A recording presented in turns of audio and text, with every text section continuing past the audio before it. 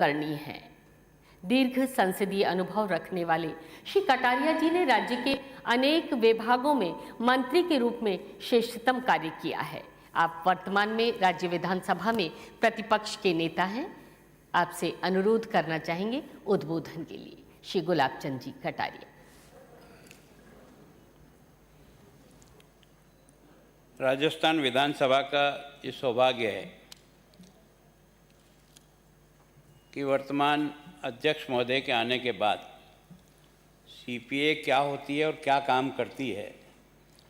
हमने 40 साल की राजनीति में विधायक इतनी बार रह गए, सीपीए बनती तो ज़रूर है पर सीपीए काम क्या करती है ये पहली बार अगर किसी ने सदन के माननीय सदस्यों को एहसास कराया वो हमारे स्पीकर साहब को, इनको बहुत बहुत धन्यवाद। मैं हर मीटिंग और उसके साथ ही एक अच्छी परिपाटी आदरणीय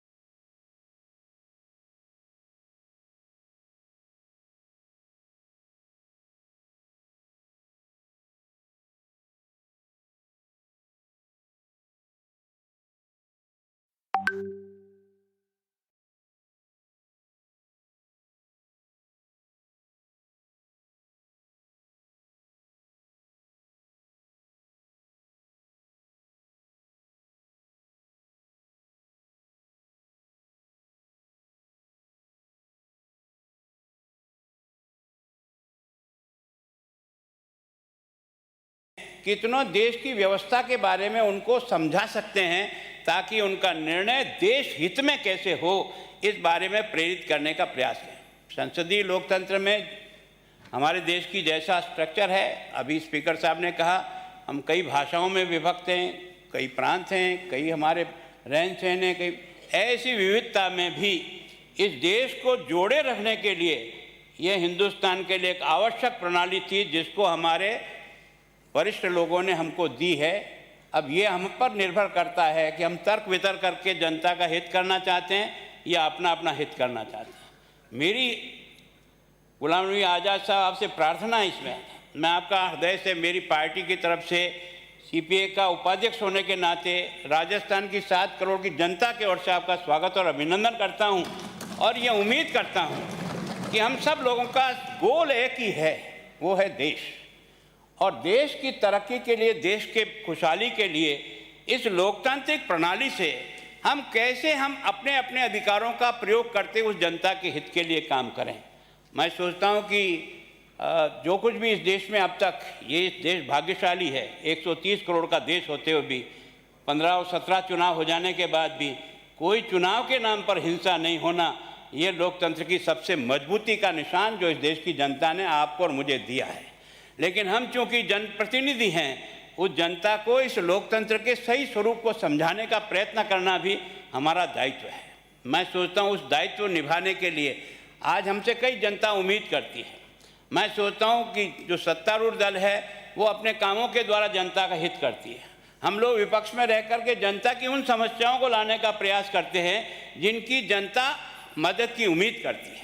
मैं कई बार इस विधानसभा में सोचता हूं कि हम पक्ष और विपक्ष हो जाते हैं। मैं सोचता हूं कोई विषय चाहे विपक्ष के द्वारा भी उठाया गया है और जनता के हित के लिए उठाया गया है और उसे जनता का हित होने वाला है, तो हमें अपना दिमाग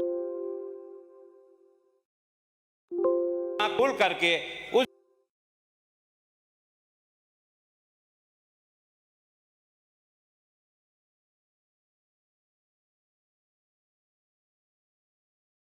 के बाद भी एक मत से सरकार जाने के बाद भी कोई हिंसक घटनाएं नहीं हुई। सिंहासन को पकड़ने के लिए किसी ने भी कोई गलत फाउल खेलने का प्रयास नहीं किया।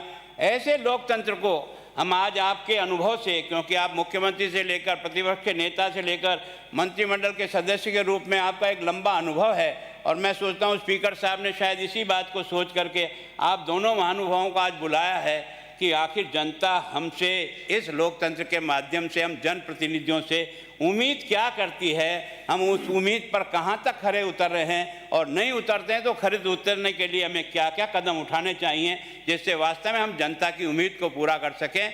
मैं इन्हीं शब्दों के साथ आपका स्वागत करता हूँ, स्पीकर साहब का स्वागत विशेष रूप से करता हूं, क्योंकि मेयर को भी इतनी बार रहने का, लेकिन सीपीए को बनाई जरूर एक दिन या वोट दे करके, लेकिन उसके बाद सीपीए क्या करती है इसके बारे में जानकारी हमको अगले चुनाव में वापस मिलती है। तो मैं संयम जी का भी, जो हमारे इसके सेक्रेटरी हैं, उनका स्वागत करता हूँ। आप सब पधारे हुए जनप्रतिनिधि, अभी विधायक हैं, वो पूर्व विधायक भी इसमें बहुत उपस्थित हैं, उन सब का भी मैं आपका स्वागत करता हूँ और आप सब की तरफ से श्री गुलाम नबी जी आज़ाद आपका स्वागत करता हूं, अभिनंदन करता हूं, इस उम्मीद के साथ कि हम सबको अंतिम गोल देश बनाना है, देश को तरक्की देना है। देश के उस गरीब बूढ़ जचड़े में बिखरा हुआ व्यक्ति है जो अभाव में जी रहा है, उसके जीवन को बेहतर बनाने का तरीका इस लोकतंत्र के माध्यम से हम कैसे कर सकते हैं, उसके लिए मैं आपका एक बार पुनः स्वागत करता हूँ। धन्यवाद। सचमुच देश सर्वोपरि है। जनमानस में एक अत्यंत सक्रिय और जुझारू राजनेता के रूप में आपकी छवि रही है और हमारे बीच आज मुख्य अतिथि के रूप में मौजूद हैं श्री गुलाम नबी आज़ाद जी। आप सन 2005 से 2008 तक जम्मू और कश्मीर के 7वें मुख्यमंत्री रहे। आप भारत सरकार में स्वास्थ्य और परिवार कल्याण मंत्री भी रहे। राज्यसभा में विपक्षी दल के नेता के रूप में भी आपने महत्वपूर्ण भूमिका निभाई है। स्वास्थ्य मंत्री के रूप में आपने national rural health mission NRHM का विस्तार किया, जिससे देश भर के ग्रामीण क्षेत्रों में तकरीबन 5 लाख स्वास्थ्य कार्यकर्ताओं को गतिशील किया। बाद में आपके मंत्रालय ने शहरी, ग्रामीण और तंग बस्तियों के स्वास्थ्य के लिए अर्बन हेल्थ मिशन भी आरंभ किया। सरकार में रहते हुए मजबूत योजनाएं लाने और उनको मजबूती से लागू करने तथा विपक्ष में रहते हुए विपक्ष की आवाज़ को बुलंद करते हुए सरकार की खामियों को उजागर करते हुए भारतीय लोकतंत्र को मजबूत करने में श्री गुलाम नबी आज़ाद जी की महत्वपूर्ण भूमिका रही है। आपका ये संक्षिप्त परिचय था। आग्रह करना चाहेंगे आपका मार्गदर्शन, उत्प्रेरण और उद्बोधन